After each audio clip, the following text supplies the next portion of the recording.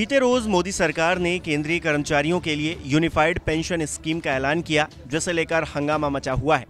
UPS का विरोध न सिर्फ राजनीतिक तौर पर हो रहा है, बल्कि इससे जुड़े संगठन और सामाजिक लोग भी इसे वापस लेकर ओपीएस लागू करने की मांग कर रहे हैं। कांग्रेस अध्यक्ष मल्लिकार्जुन खड़गे ने अपने एक्स हैंडल पर लिखा है, यूपीएस में यू का मतलब है मोदी सरकार का यू टर्न। 4 जून के बाद जनता की ताकत प्रधानमंत्री के सत्ता के अहंकार पर भारी पड़ गई है।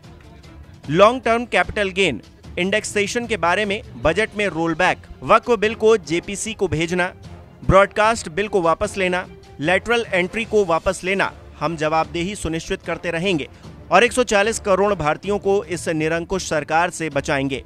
इसी तरह NMOPS Jharkhand officers teachers and employees federation की तरफ से कहा गया है कि केंद्रीय सरकार ने कर्मचारियों को पुनः बरगलाने का काम किया है। कर्मियों की मांग थी कि ओपीएस झारखंड सरकार ने दिया ओपीएस और वे दे रहे हैं यूपीएस। ऐसा लगता है कि उन्हें अपने कर्मियों से ज्यादा पूंजीपतियों की चिंता है। हमारी 12,000 करोड़ की गाढ़ी कमाई वापस कीजिए। इसी तरह से असलम चोपदार, जो कि प्रदेशाध्यक्ष हैं राजस्थान रोजगार महासंघ के, वो अपने एक्स हैंडल पर लिखते हैं, ओपीएस ओल्ड पेंशन स्कीम चाहिए, यूपीएस यानी कि उल्टी पुल्टी स्कीम नहीं चाहिए। सरकारी कर्मचारियों के साथ धोखाधड़ी बंद कीजिए। ज्यादा अच्छी है तो विधायकों और सांसदों पर लागू करो। उनके 10 साल के काम के बाद 10,000 रुपए प्रतिमाह देने शुरू करें। #OPS लागू करो। इसके अलावा दीपक कुमार, जो कि प्रदेश प्रवक्ता व मीडिया प्रभारी हैं SC/ST basic teachers federation association Uttar Pradesh के, वो अपने एक्स हैंडल पर लिखते हैं, सरकारी कर्मचारी के बुढ़ापे का सहारा ओपीएस के बदले यूनियन कैबिनेट ने आज यूनिफाइड पेंशन स्कीम को अप्रूव किया है, लेकिन इस स्कीम में रिटायरमेंट के बाद एक मुश्त भुगतान राशि के संबंध में कोई चर्चा नहीं की गई है। अतः इस पर भी स्पष्ट मत आना चाहिए। #OPS लागू करो।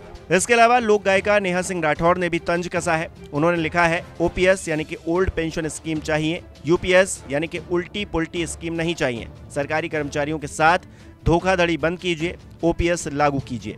इसके अलावा राजनीतिक तौर पर बात की जाए तो आम आदमी पार्टी के सांसद संजय सिंह ने भी इसको लेकर क्या कहा है, आप खुद सुनिए। देखिए, unified pension scheme new pension scheme से भी ज्यादा बदतर और खराब है और ये देश के कर्मचारियों के साथ एक बहुत बड़ा धोखा है। और इस पेंशन स्कीम से आपने देश के अर्धसैनिक बलों को निकालकर बाहर कर दिया। वो इस दायरे में नहीं आएंगे।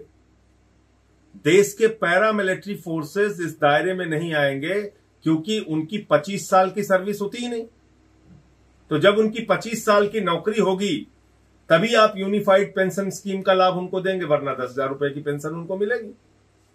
दूसरी बात इसमें क्या है कि जब से आपने अपनी नौकरी शुरू की, मान लीजिए आपने 40 साल नौकरी की, तो हर महीने आपका 10% सैलरी से कटेगा पेंशन के नाम पे और उसके बाद पूरा पैसा सरकार अपने पास रख लेगी। मान लीजिए 1 लाख की सैलरी है, 40 साल आपने नौकरी की, कभी 2 लाख होगी सैलरी आगे बढ़ के आपकी, कभी 3 लाख होगी।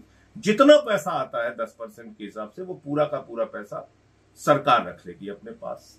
उसके बाद क्या करेंगे, अंतिम के 12 महीने जो हैं उसका एवरेज निकालकर 6 महीने की तनख्वाह आपको कैश में दे देंगे और फिर ये कह रहे हैं कि एवरेज सैलरी निकाल के आपको आधा पेंशन देंगे।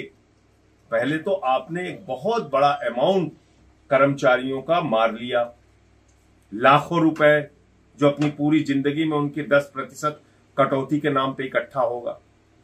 दूसरी चीज, आपने इससे अर्धसैनिक बलों को बाहर कर दिया। बड़ी संख्या में आपने इसमें कह दिया 25 साल की जब न्यूनतम आपकी सर्विस होगी, 20 साल से बढ़ाकर उसको 25 साल कर दिया कि न्यूनतम सर्विस जब आपकी 25 साल की होगी तभी आप इस यूनिफाइड पेंशन स्कीम के दायरे में आएंगे। तो कुल मिलाकर ये एनपीएस से भी ज्यादा बदतर यूपीएस आया है और देश के कर्मचारियों के साथ एक बहुत बड़ा धोखा मोदी सरकार ने किया है, जिसको इस देश के कर्मचारी समझते हैं और इसका जवाब होने। आप लोग अभी भी ये मांग कर रहे हैं कि ओपीएस बहाल किया जाए। भाई, पुरानी पेंशन स्कीम बहाल करने में आपको क्या समस्या है? आप ओपीएस बहाल कीजिए और उसमें जो सर्विस का टाइम पीरियड है पेंशन के लिए वो 20 साल है, वो 20 साल रखिए। आपने बढ़ा के 25 साल कर दिया। पैरामिलिट्री फोर्सेस तो बाहर हो जाएंगे ना इससे। नमस्कार, मैं हूं मानक गुप्ता। अगर आपको हमारा ये वीडियो पसंद आया हो तो इसे लाइक और शेयर जरूर करें, और हां, हमें सब्सक्राइब और फॉलो करना ना भूलें ताकि आप देश और दुनिया की कोई खबर मिस ना करें। तो जुड़े रहिए हमारे साथ और देखते रहिए न्यूज़ 24।